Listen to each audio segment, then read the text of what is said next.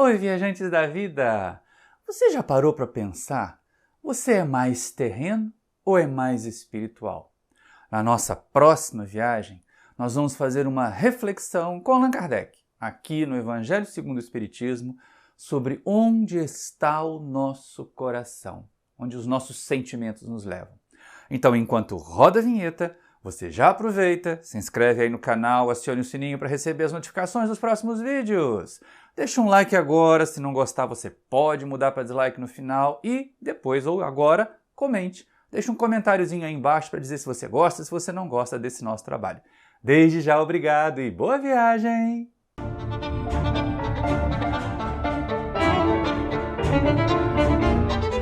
Queridos irmãos, queridas irmãs do Centro Espírita Paulo de Tarso, que nós nos sintamos aconchegados por Jesus nesse momento de estudos. Quando nós observamos a imensa desigualdade na distribuição das riquezas, da felicidade e da infelicidade no nosso planeta Terra, nós ficamos sempre a questionar, mas puxa vida, onde é que está a justiça disso? Quantas pessoas apegadas, quantas pessoas presas às coisas materiais, você chama para fazer uma coisa do bem, você pede auxílio para fazer a caridade, não posso, as coisas estão difíceis, estão tão bicudas, e nós vemos pessoas literalmente agarradas aos seus baús de tesouro. E aí no Evangelho segundo o Espiritismo, lá no capítulo 25, olha que coisa interessante. O capítulo 25 tem o título Buscai e achareis, em que Allan Kardec vai estudar um pouco da providência divina. Allan Kardec traz um texto que está lá no Evangelho de Mateus, mas que também aparece uma parte dele no Evangelho de Lucas, para nossa reflexão. É lógico que para tratar ali da questão da providência divina. Mas é muito importante a gente pensar. Lá é feita a pergunta que Jesus faz para nós, ou a colocação que Jesus faz para nós e que nós podemos transformar em pergunta. Ele diz assim, onde estiver o vosso tesouro, aí também estará o vosso coração. É a frase de Jesus que aparece nesses dois textos do Evangelho, como nós falamos, de Mateus e de Lucas. E nós podemos perguntar, onde está o nosso coração? Sobre o que ou para que nós temos trabalhado e vivido na Terra?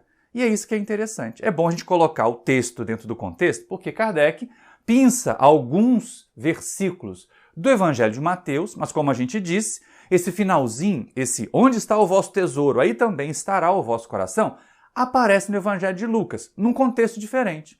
No Evangelho de Mateus é dentro do Sermão do Monte. Olha que lindo!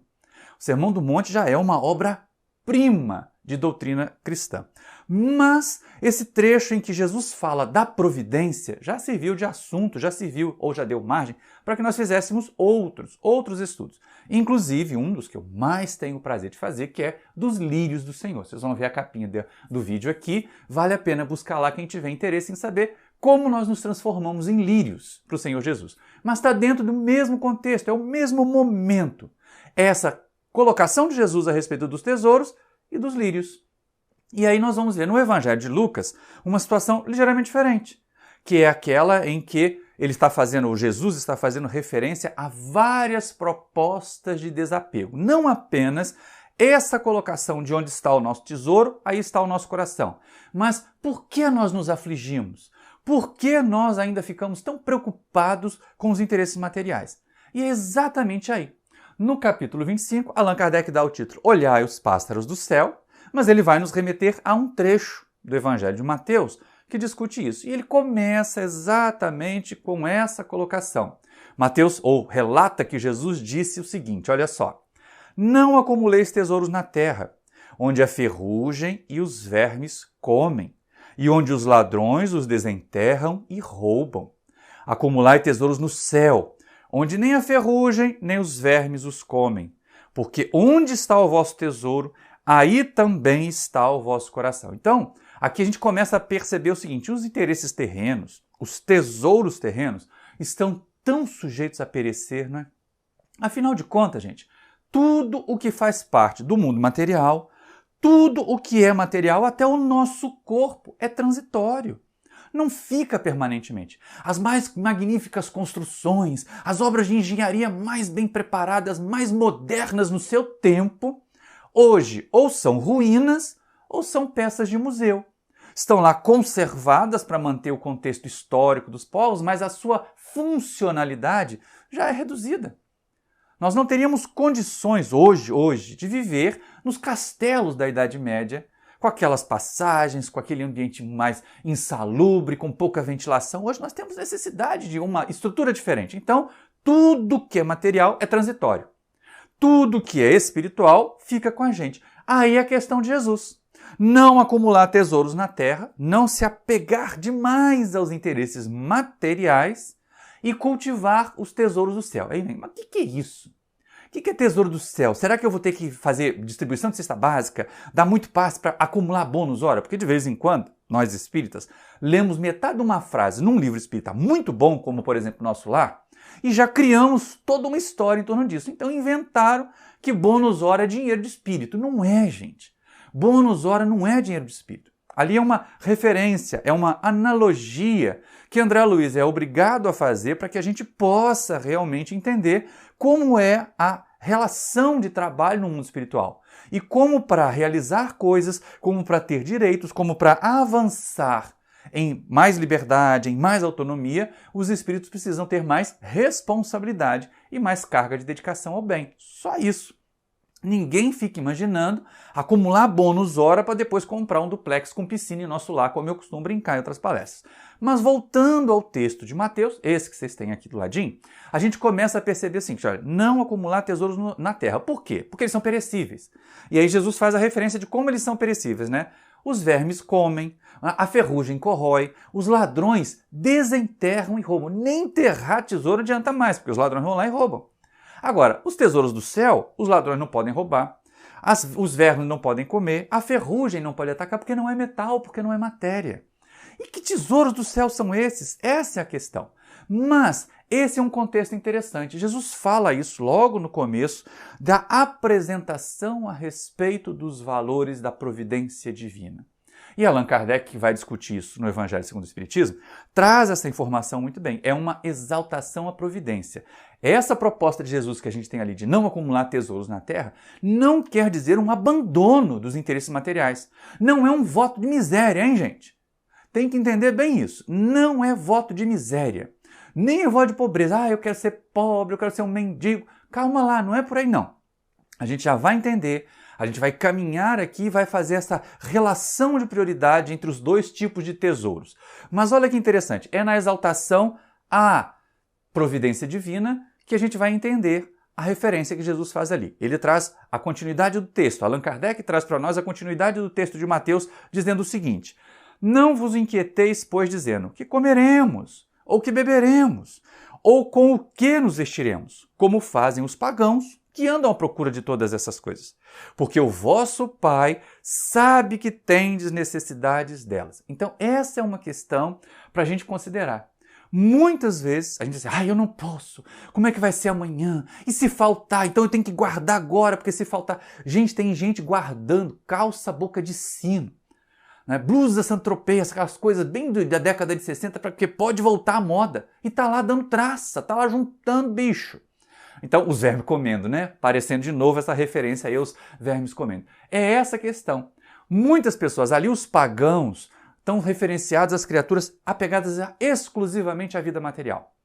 Era uma referência muito mais aos romanos, aos gregos, na sua cultura mais hedonista, mais imediatista, do que alguém que não seguia a religião que Jesus estava ali naquele momento apresentando, porque Jesus não criou religião nenhuma. Como judeu, ele seguia os preceitos judaicos e trazia para nós uma visão, uma interpretação, uma percepção da lei de Deus mais amorosa. Enquanto em Moisés nós vemos um Deus justiceiro, em Jesus nós vemos o Pai nosso que está nos céus. É muito diferente, é muito interessante. Jesus vem fazer uma releitura da lei, para que a gente possa entender a lei como de justiça, de amor e de caridade, como Allan Kardec bem coloca para nós lá na terceira parte do Livro dos Espíritos. Mas isso já é outra palestra. E aí, olha que coisa interessante. Nessa exaltação à providência divina, Jesus faz um convite ao desapego.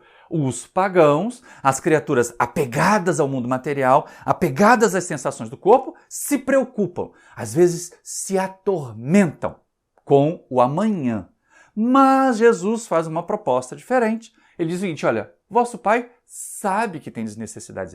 Então quer dizer que eu vou sentar, esperar e vai cair do céu a roupa que eu preciso vestir, Maurício? Não! Você vai ter que trabalhar para comprar sua roupa. Que vai cair o alimento que eu preciso comer, Maurício? Não! Lógico que não. Não é isso que Jesus está dizendo, não é isso que nós vamos aprender com Kardec aqui no Evangelho e não é isso que deve ser feito. Mas é uma proposta para nós diminuirmos a ansiedade por ter, o que nos remete ao Evangelho de Lucas. Quando ele trata e é apresentado lá onde está o vosso tesouro, aí está o vosso coração, é no momento do Evangelho de Lucas em que Jesus está nos propondo diminuir a ansiedade por ter coisas. Com ansiedade por ter coisas, a gente fica tão preocupado com o amanhã, e essa é a questão, né? O que nós vamos vestir amanhã? Como é que vai ser o amanhã? Não tem aquela música, como será o amanhã? E a gente esquece de viver o hoje. A gente deixa o hoje passar, e é o hoje que é o momento mais oportuno para a gente poder crescer espiritualmente, para a gente poder reformular os nossos valores. Então é muito importante que a gente tenha isso. Não é o abandono das coisas materiais, mas é colocar as coisas materiais no seu devido lugar. Por quê? Porque se nós estamos no mundo material, Deus que nos colocou nesse mundo pelas leis da reencarnação, sabe que nós temos necessidade, sabe que nós somos como uma teia. A sociedade é uma teia, gente. Cada um de nós é um elemento, é um nó, é um fio dessa rede, e abalar um fio, romper um nó, significa comprometer a rede toda. Por isso nós temos que ter cuidado e nós também temos que ter atenção em relação às criaturas que estão em torno de nós. Ninguém consegue ser feliz sozinho. Não me adiantará nada ter todas as coisas que eu preciso, todas as coisas que os pagãos, que os materialistas se interessam para viver com conforto, se em torno de mim existe miséria, existe sofrimento, existe doença. É lógico que isso vai causar um sistema de revolta que vai fazer com que esse mal acabe incidindo sobre mim. Então é lógico que a gente tem que ter muito cuidado, tem que ter muita atenção. O que Jesus faz ali é ter relação de prioridade. E na relação de prioridade vem a recomendação. Buscai primeiramente o reino de Deus e a sua justiça, que todas essas coisas vos serão dadas de acréscimo. Assim, pois, não vos inquieteis pelo dia de amanhã, porque o amanhã cuidará de si, e cada dia e a cada dia basta o seu mal. Então, peraí, calma, não é jogar fora. Então é só vou me preocupar com hoje. Isso é viver como materialista também. O materialista também se ocupa só em gozar hoje. Esse é o hedonista. Você tem o avarento, que é aquela criatura que fica sempre pensando no amanhã, em não gastar para ter amanhã. Ele é avarento. Ele não usa hoje para poupar para amanhã. Quando chega amanhã, ele guarda de novo para poupar para depois da manhã. É avareza. É apego material. Mas nós também temos os hedonistas, que é esse o momento, que é viver agora, que tem que gozar agora e gasta tudo. E é imprevidente. Então, a proposta que nós vemos de Jesus, ela fala da providência divina, o que não é a imprevidência humana. E é interessante ver a relação. Jesus não diz que nós não devemos buscar as coisas da terra, mas que nós devemos primeiramente buscar os valores do céu. Buscar o reino de Deus e a sua justiça. E as outras coisas, Maurício, serão consequência. Ninguém vai ficar esperando que caia do céu. O maná do céu está lá no Velho Testamento, mas não faz parte daqui da nossa proposta de evolução na Terra. Nós estamos muito mais para aquela proposta simbólica que foi feita para o Adão simbólico, para a Eva simbólico, de que eles deveriam comer o pão com o suor do rosto. A lei do trabalho aparece aí. E aí a questão é buscar primeiro as coisas do Espírito, entender que isso não significa abandono à matéria. Há uma obra de ficção que trata do início da tarefa de Francisco de Assis, que é um filme da década de 1970 chamado Irmão Sol, Irmã Lua. Está aqui para vocês verem a capa do DVD que tem aí, que deve estar disponível também nas plataformas de streaming. É uma obra linda, é uma obra de arte do Franco Zeffirelli. E aí ele mostra, de uma leitura do diretor, um Francisco de Assis no início confuso. Primeiro com aquela ideia do Reconstrói a Minha Igreja, que ele achava que era um programa de restauração de templo de pedra. Depois ele percebe que era o restaurar a igreja no sentimento dos homens. E segundo, na cena mais marcante, mais linda, em que ele abandona Assis após romper com a família ou com um apego material da família, ele se desnuda e diz assim, eu quero ser um mendigo. Jesus foi um mendigo, eu quero ser um mendigo. Queria viver como Jesus viveu. E essa é uma proposta muito ousada até hoje, no século XXI. Mas, olha que coisa interessante. Francisco deixa então Assis, começa mesmo a viver como um mendigo, começa a esmolar as criaturas, os outros jovens se associam a ele nessa busca, só que em determinado momento ele, perambulando e mendigando pela cidade, eles recebem muitos apupos, alguém joga verdura no rosto deles, eles acatam aquilo, porque estavam pedindo doações para viver.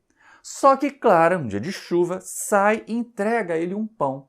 Ele abraça aquele pão e é muito interessante. No olhar do ator, no olhar do personagem, você percebe aquela tomada de consciência. Alguém fez esse pão. Eu não trabalhei para me alimentar. E na cena, imediatamente depois, Francisco e os companheiros estão ceifando. Estão trabalhando num campo de trigo, ceifando. Então é interessante porque se percebe, o voto de pobreza franciscano não é um voto de miséria.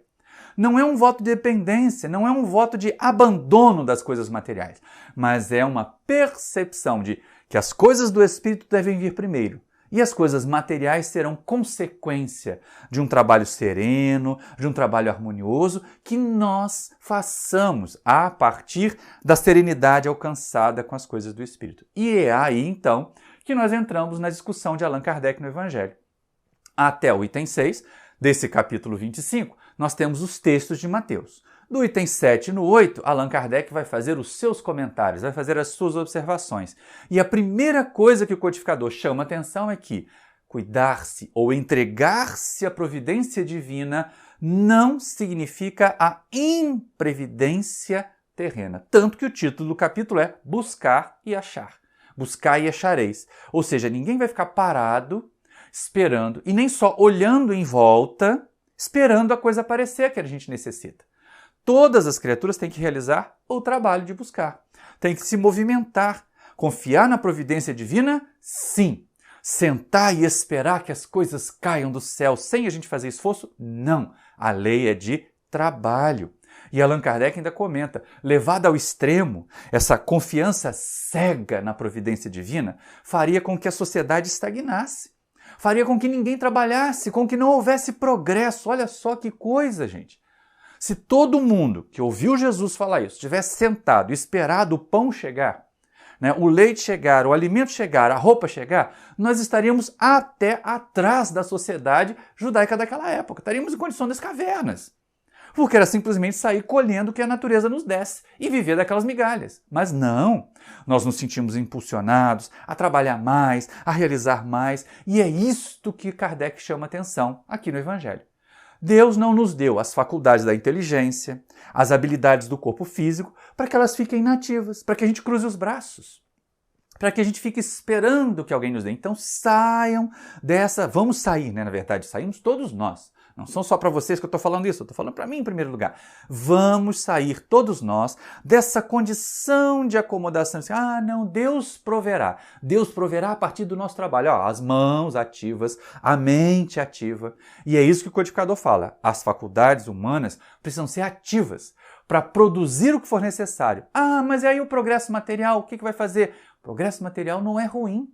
Progresso material libera tempo para a gente poder cuidar, cultivar o progresso espiritual. Imagina, em tempos mais remotos, quanto tempo uma criatura teria? Primeiro que ela não teria uma internet e um vídeo para nos assistir.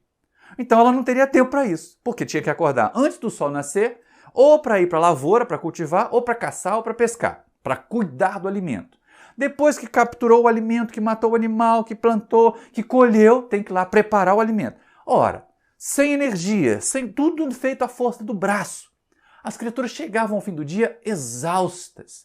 Quem é que, exausto fisicamente, gastando todo um dia de trabalho para manter o corpo físico, vai ter condição de pensar no espírito? Agora não, né?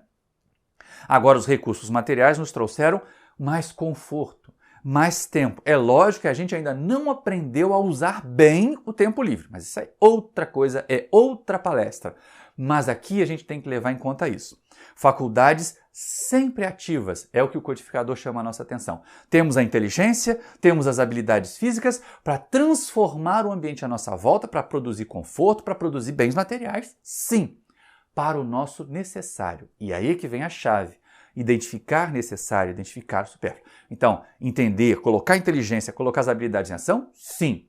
Ficar lá confiando em Deus, eu confio em Deus, eu confio em Deus. E inativo? Não, nem pensar. No primeiro caso, a gente tem transformação, melhora, progresso. No segundo caso, a gente tem estagnação. Ai de nós, se nós tivéssemos ouvido Jesus falar que era deixar por conta do dia de amanhã, sem previdência nenhuma, nós estaríamos nas cavernas até hoje, tentando pescar peixe com varinha ou com flecha. Ou então buscando um fruto que estivesse nascendo na árvore ali do lado da casa da gente, da nossa caverna, nem da nossa casa, né? Então, graças ao progresso, graças ao trabalho, a gente conseguiu chegar até aqui. E isso que é importante. A providência divina ajuda. E é isso que está colocado no slide anterior, quando Jesus fala assim, Deus sabe do que nós temos necessidade. A questão é se nós sabemos o que para nós é necessário, o que para nós não é.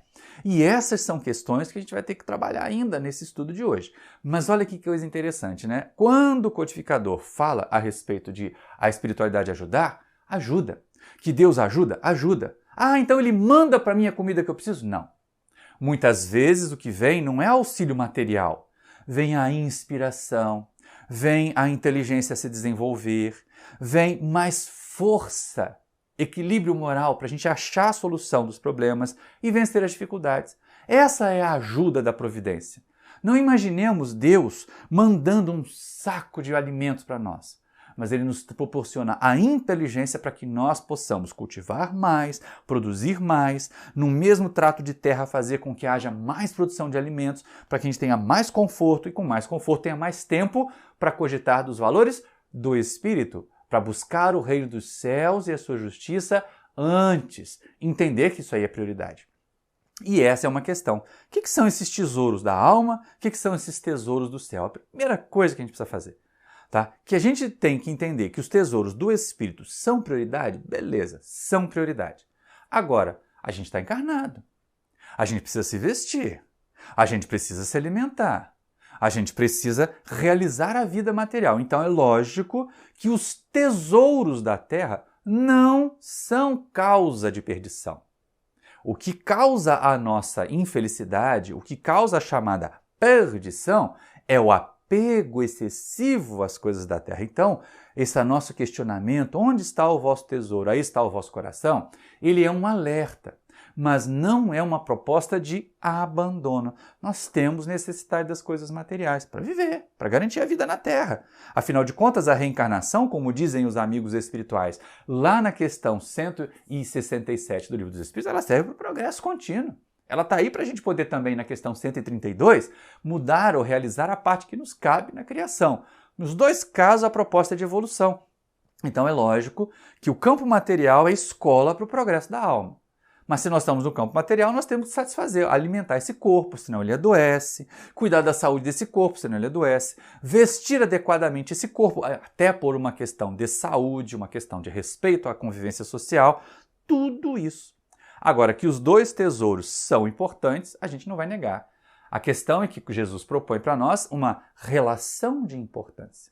O espírito que nós somos e os valores espirituais são mais relevantes do que o corpo que nós temos e os valores materiais.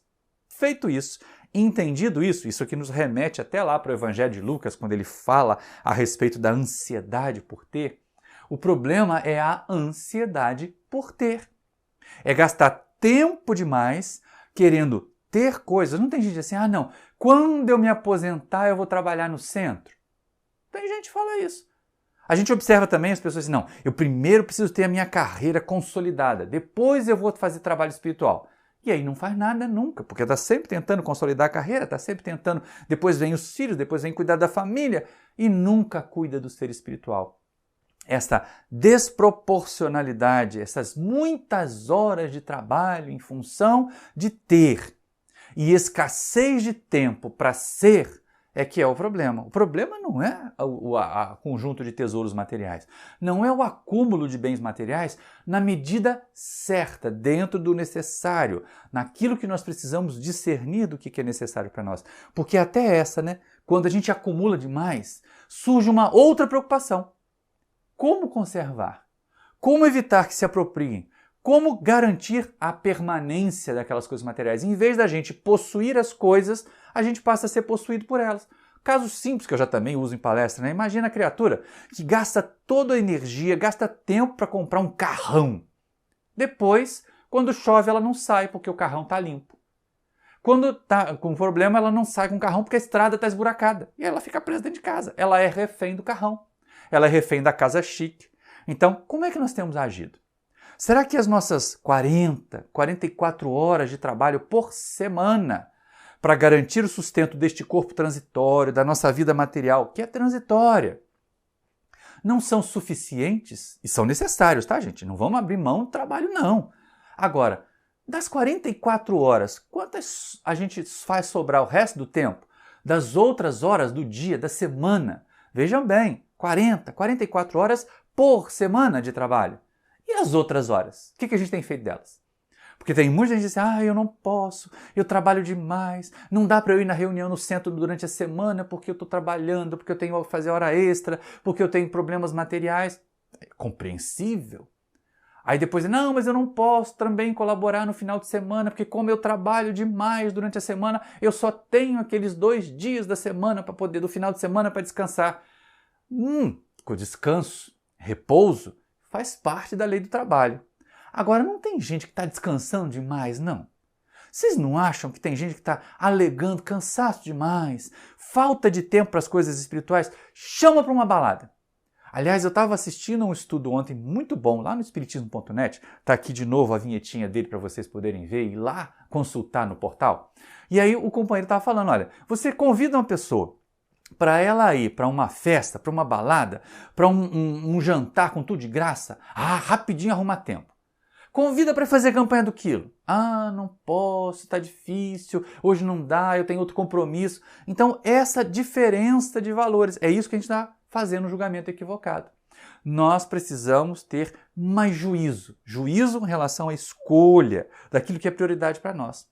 E aí aparece também uma outra oportunidade de reflexão, que também está no Evangelho, que está lá no Livro dos Espíritos, que é a questão da diferença entre necessário e supérfluo. Falta discernimento para a gente saber o que é necessário. Como falta. Voltando lá ao Evangelho de Mateus, voltando àquelas propostas de Mateus que nós colocamos aqui na tela, que nós lemos para vocês, como ali Jesus faz essas referências para a gente fazer identificação do necessário. Não é pedir as coisas materiais. É a gente entender que as coisas materiais podem ser, sim, conquistadas com trabalho, mas que Deus sabe daquilo que é necessário para nós, daquilo que nós precisamos. E é interessante porque diz assim mesmo, né? Quando Jesus fala lá, né? Não perguntar o que comeremos, o que beberemos, porque o nosso Pai sabe do que nós precisamos, né? Do que nós precisamos, hein, gente? Esta é a palavra. E é interessante de contar isso porque, assim, Deus é tão bom, tão amoroso, que Ele dá para nós o que a gente precisa, não necessariamente o que a gente merece. Primeiro, que se do ponto de vista do mérito, nossos méritos são pequenininhos. E segundo, que assim, mérito por mérito, justiça por justiça, de vez em quando viria uma carga muito pesada de sacrifícios, de dificuldades que nós não suportaríamos. Então, porque Deus é amor e justiça juntos, por isso Allan Kardec, lá no Livro dos Espíritos, de novo a capa dele aqui, lá na terceira parte, coloca a lei de justiça, amor e caridade como uma lei só, uma lei única. A gente percebe que Deus nos dá de acordo com a sua justiça, mas também ali, mesclado com um amor imenso por nós. Na dose suficiente, na dose certinha para a gente evoluir. Então nós recebemos de Deus o que nós precisamos, seja em termos de benesses, seja em termos de sacrifícios, de dificuldades. Não lamente demais.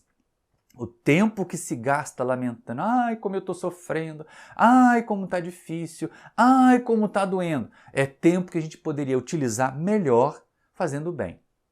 Enquanto a gente puder piscar, dá para fazer o bem, gente. Tem um caso muito interessante que é relatado nas biografias de Bezerra de Menezes.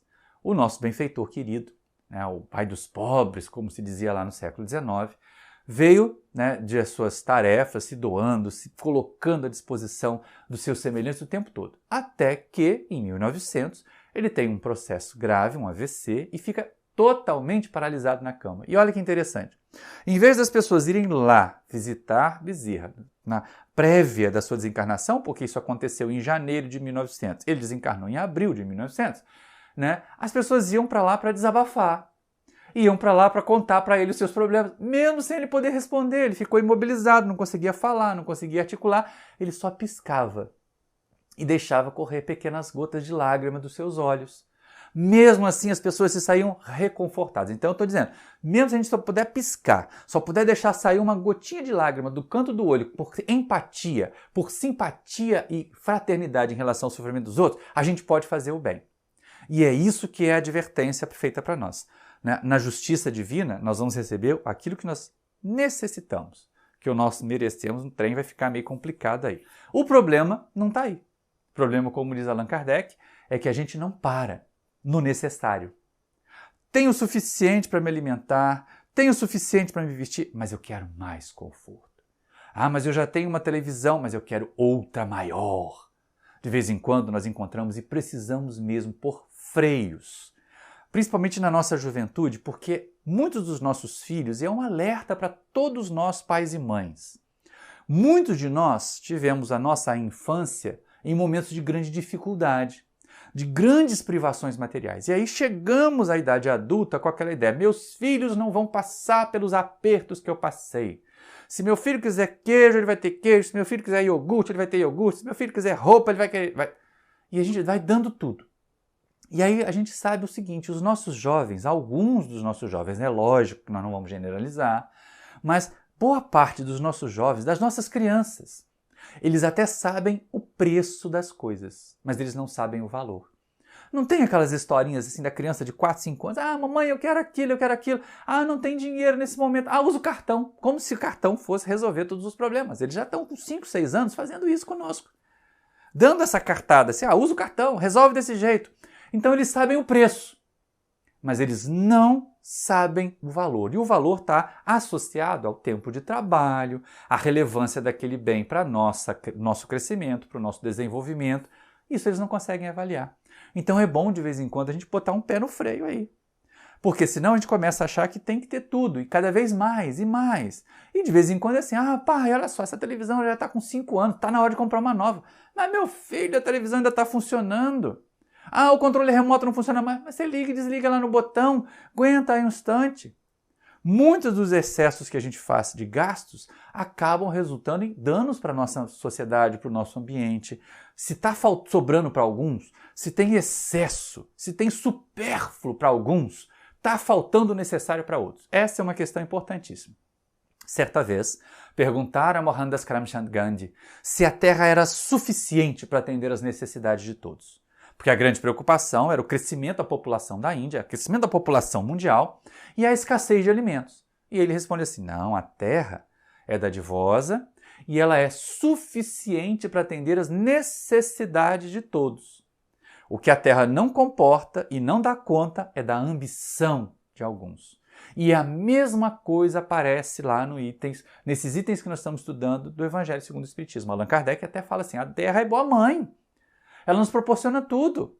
A criatura humana é que é apegada demais, é que ela acaba buscando processos dolorosos porque acaba guardando, acumulando demais.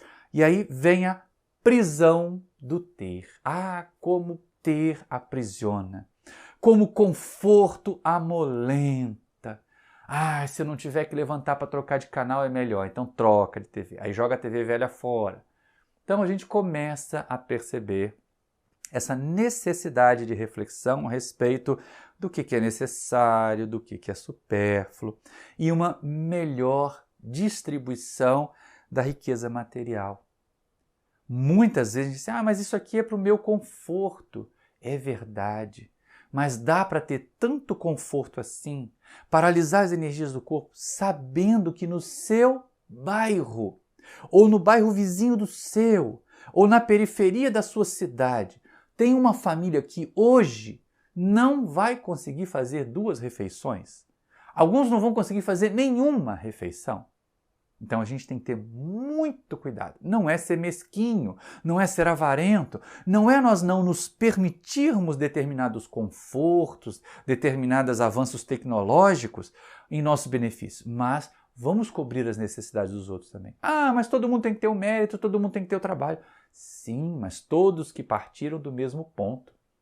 Nem todos tiveram as mesmas oportunidades. Quando nós observarmos o nosso conforto, dissemos assim, eu conquistei tudo que eu conquistei pelo trabalho. Pode ser verdade até um certo ponto. Mas alguém lhe deu tempo para que você, lá na infância, tivesse condição de estudar, de galgar uma posição mais elevada socialmente para poder receber uma remuneração maior. E quem não teve isso? E quem não teve essa oportunidade e chegou ali àquela condição de fazer trabalho subalterno, de receber menos, ele não merece um pouco de conforto, um pouco mais também de possibilidades? Então pensemos nisso. Até na hora de nós remunerarmos quem presta serviços a nós, nós podemos ser generosos. Cuidado com a avareza. Essa é uma questão que a gente tem que estar muito atento. Essa ambição, esse interesse material excessivo, esse apego, os nossos tesouros centrados na terra, levando a um profundo mal-estar social. E aí aparece Jesus. Quando ele nos propõe o desapego às coisas materiais, ele nos propõe o seguinte, olha, as coisas materiais estão aí. O progresso vai vir para liberar tempo para a gente poder buscar o progresso espiritual. Beleza, tudo isso a gente entende. Tudo isso a gente sabe. Agora, o que faremos dos bens que estão sobejando? Dos bens que estão aí agora sobrando? Vamos distribuir melhor. E há uma referência tão bonita aqui no Evangelho, em que Allan Kardec diz assim, a criatura que tem posses, a criatura que está aí mais abastada, é como alguém que detém muitas sementes dadivosas. Se ele as consome sozinhos, não dá conta. Elas são muitas e elas podem estragar. Mas se ele distribui, se ele semeia, se ele as faz produzir, elas se multiplicam. E essa é a questão. Não é o desapego cego dos bens materiais, mas é a multiplicação deles para que ele atenda a todos. É uma proposta de bem-estar social, de maior igualdade. Igualdade não aquela coisa plana, reta, causada pela legislação imposta. Nada disso, isso não vai dar certo, isso não vai dar conta. Não adianta se querer impor igualdade, não adianta se querer impor caridade, não adianta se querer impor fraternidade. É lógico que, dado o nosso egoísmo, dada a nossa cegueira em relação à necessidade dos outros, algumas leis que favoreçam a melhor distribuição das riquezas são necessárias. Mas elas têm que ser transitórias, até que para nós seja natural ser justo. E é exatamente nesse ponto que Allan Kardec vai terminar, vai concluir as suas reflexões. O supérfluo de alguns vai ser atendimento ao necessário de muitos. E essa é uma questão que a gente não pode abrir mão. Não guarda essa calça boca de sino aí mais não, gente. Não pega aquele terno que tá velho, xadrez. Tem gente guardando terno xadrez até hoje. Imaginando que a moda vai voltar, a traça vai comer o terno todo. Então a gente vai colocar em circulação os bens materiais. Vai multiplicar as sementes. Multiplique as suas sementes. Mas eu sou pobre também, Maurício, eu não tenho tanto para mim. Mas tem inteligência. Só você estiver aí vivendo numa região mais difícil, numa região de menores recursos materiais, e tem a sua inteligência e puder compartilhar seu conhecimento, ajudar crianças em aulas de reforço, cooperar na sociedade para melhor, manter limpa a calçada em frente à sua casa já é suficiente para você melhorar o ambiente em que está. E Allan Kardec, lá no item 8 desse capítulo 25 aqui do Evangelho, ele vai concluir chamando a nossa atenção exatamente para isso. A proposta de desapego de Jesus, ela visa fomentar, aumentar em nós, isso aqui é mais importante, aumentar em nós a fraternidade e a caridade. Só que não adianta uma imposição. A proposta do Espiritismo é outra. É que nós nos conscientizemos. E é dessa forma que Allan Kardec então vai concluir lá o estudo que ele faz aqui do olhar os lírios do campo, de olhar os pássaros do céu, que são propostas muito interessantes. Ele diz o seguinte, não é com leis que se decreta a caridade e a fraternidade. Se elas não estiverem no coração, o egoísmo sempre as sufocará. Cabe ao Espiritismo fazê-las penetrar nele. E aí vem a reflexão de fim de tarefa para nós. Onde está o nosso tesouro? É trazer a pergunta de volta, né? pelo que nós estamos vivendo? Por que nós temos trabalhado? Para acumular bens materiais? É a questão que está posta para nós. Onde estão os nossos tesouros? Porque onde estiverem os nossos tesouros, ali estará o nosso sentimento, os nossos corações. Então, se eu sou agarrado demais ao carro novo que eu comprei, não vou sair na chuva. Porque posso deixar de ajudar alguém, posso deixar de ir numa reunião onde eu aprenderia muito, como uma reunião doutrinária de uma casa espírita, porque o meu carro está lavado e caiu uma chuva e tem uma poça d'água na saída de casa, na saída da garagem. Pronto, fiquei prisioneiro. Virei escravo das coisas que eu tinha, passei a ser possuído pelas coisas que eu imaginava possuir. E essa mensagem de desprendimento é a nossa reflexão desse estudo. É o final de reflexão aqui. Vamos pensar que temos feito, como nós temos agido. Temos feito uso consciente? Por favor, entendamos. Uso consciente, desapego dos bens materiais, não é voto de miséria. Eu volto àquela ideia de Francisco de no começo era mendigo e depois foi colocar o povo para trabalhar, para cultivar, para que eles não fossem pesados à sociedade, para que eles não ficassem ali sugando e sugando a sociedade. Providência divina não é sentar e esperar cair do céu. É colocar todos os nossos recursos para atender ao necessário. Ah, faz lembrar da filosofia do Balu, lá do desenho do Mogli, que a gente já citou também. Necessário, somente o necessário, o extraordinário é demais, porque nos pesa, porque nos faz prisioneiros. E essa é uma questão. Acumular o supérfluo é nocivo, nos escraviza, nos aprisiona. E nós precisamos de liberdade para poder evoluir. Cuidado com os extremismos, né? Contentar-se com o necessário, sim. Se colocar na condição de privação, de inércia, de negar à sociedade, de novo, faculdades como inteligência, como criatividade, postas em ação a serviço do nosso bem-estar, mas também a serviço do bem-estar da sociedade em que nós vivemos, do grupo em que nós estamos, da cidade, do bairro, do nosso local de trabalho, para nós fazermos tudo funcionar muito bem. Então é necessário ter equilíbrio entre os tesouros. Sim, os tesouros do céu são mais importantes. Sim, os tesouros da alma são mais relevantes. Se nós tivermos que escolher, escolhamos sempre acumular tesouros do espírito. Porque lá não tem ladrão para roubar, ninguém vai poder roubar a inteligência adquirida, ninguém vai poder roubar o amor que nós distribuímos, que nós conservamos em nós, porque o único amor que nós temos não é o que nós recebemos dos outros, é o que nós somos capazes de dar. Ninguém tira isso de nós. Nós é que podemos ofertar. Por amor, por exercício de abnegação. E a abnegação não é exatamente aquela coisa do quero ser miserável porque eu não preciso de mais nada. Nós precisamos. E enquanto nós precisamos, nós vamos ter o recurso. Não é bom ter a oportunidade de usar o recurso que a tecnologia nos trouxe aí da internet rápida para poder assistir esse vídeo sem eu ficar aqui parando assim, né? E travando. Então vamos aproveitar. Isso tem um custo, mas esse custo tem um trabalho. Agora, a gente tem que ter muita atenção para não virar escravo, para que nós comecemos a cultivar desapego. Vou ter o necessário para bem viver, mas vou aprender a distribuir, não apenas o que sobra, gente, mas a compartilhar vida. Tem gente que dá muita coisa material. Enche cesta básica, leva para o centro espírita todo mês, mas é incapaz de dar um sorriso, de acolher uma pessoa necessitada com um pouquinho mais de atenção. E não vamos imaginar que na referência que Mateus faz lá, que Kardec traz do Evangelho de Mateus, quando Jesus fala, olhar os lírios do campo, olhar os pássaros do céu, né? Eles não tecem e não fiam, os lírios, né? Nem mesmo Salomão, em toda a sua grandeza, jamais se vestiu como um deles. É claro que olhado na superfície, parece que a planta está lá e não faz nada. Mas, gente, planta trabalha pra caramba. Imagina recolher com as raízes os nutrientes e fazer com que eles, por capilaridade, cheguem até os ramos. Isso é trabalho, é o trabalho da planta. A planta não consegue mais do que isso. O passarinho que vai lá, que pega a frutinha, que leva para o filhotinho e que depois tira os dejetos, ele está semeando de certa maneira. Então, todos os seres da criação trabalham. A diferença é que nos reinos mais inferiores, nos animais, nas plantas, eles trabalham exclusivamente para a manutenção da vida material.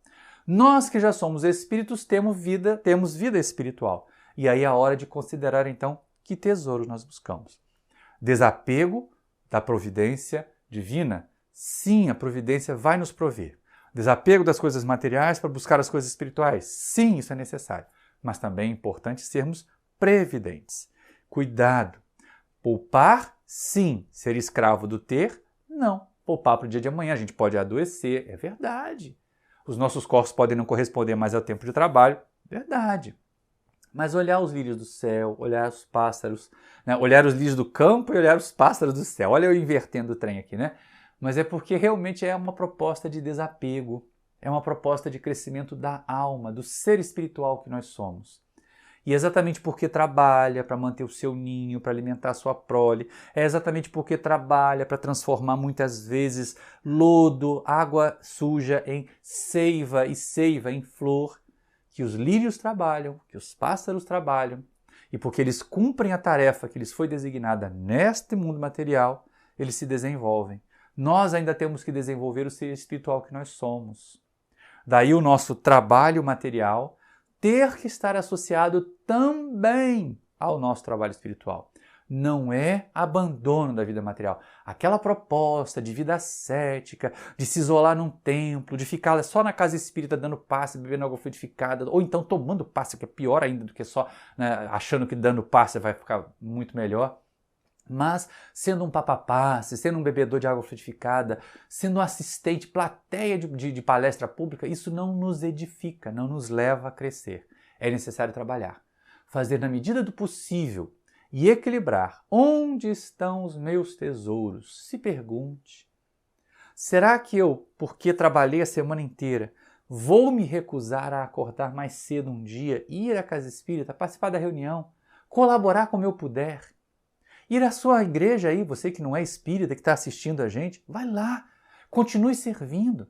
Com certeza, no seu templo religioso, na sua vinculação religiosa, na sua cidade, no seu bairro, devem existir tarefas. Que a abnegação é exercitada. Que a possibilidade de doar, não coisas materiais apenas, mas doar do nosso tempo, doar da nossa dedicação, doar do nosso bom humor, doar da nossa inteligência. Com esses bens imateriais que nós já temos, nós vamos granjear mais bens imateriais, mais valores do Espírito, mais tesouros do Espírito. E somente aqueles de nós que conseguimos bastante tesouros da alma, teremos a tranquilidade para viver a imortalidade. Porque pensa bem, gente, uma vida material, por mais longa que ela seja, eu imaginei uma vida que não é muito comum, de 120 anos, que não é muito comum. Por mais longa que ela pareça, ela termina. E a nossa vida espiritual não termina. E tem tanta gente que se esfalfa, que granjeia o supérfluo, que acumula, que causa atrito entre herdeiros. Ah, o castigo daqueles que veem os herdeiros se digladiando, que veem os filhos interessados mais nos bens que a gente oferece para eles do que na nossa afetividade. Tem gente assim, né? Torcendo para pai e mãe morrer logo para botar a mão na herança. Mas nós podemos ter cultivado esse interesse equivocado neles. Quando nós damos mostra de desapego, quando nós damos mostra de boa administração dos nossos bens para granjear tesouros no céu, para granjear valores da alma, nós vamos educar também essas novas gerações. E eles nos acolherão, e eles nos receberão numa nova jornada para nos devolver os ensinamentos. Aprimorados, porque sim, a lei de progresso, e eles vão nos devolver os ensinamentos que nós demos a eles nesse momento, na nossa tarefa de pais, mães, educadores, evangelizadores. Vamos transmitir a eles valores da alma que ninguém poderá tirar, que os ladrões não roubam, que os vermes não roem, que a ferrugem não corrói, porque são tesouros que nós guardamos dentro de nós. Onde estiverem os nossos tesouros, aí estará o nosso sentimento. Aí estará o nosso coração.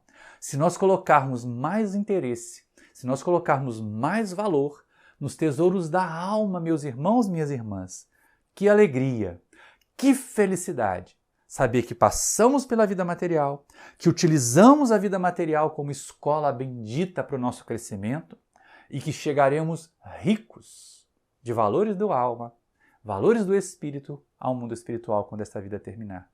E só isso já é suficiente para que lá no mundo espiritual nós nos sintamos mais felizes. Que a partir daqui até, conscientes disso, desapegados, não afligidos por ter, nós nos sintamos mais felizes e mais tranquilos e mais em paz. Muita paz para todos vocês, muito obrigado pela sua atenção, muita gratidão a Deus por nós podermos estar aqui aprendendo e que a mensagem do Evangelho segundo o Espiritismo, que a mensagem de Jesus fique guardada em nós. Aproveitemos esse tempo para refletir. Não apague da sua memória aquilo de bom que nós lhe passamos. E se nós cometemos algum erro, me perdoe, por favor. Também estamos em tarefa de crescimento, também estamos em tarefa de aprendizado. Que Jesus nos abençoe a todos. Fiquem em paz, meus irmãos e minhas irmãs. Muito obrigado a vocês.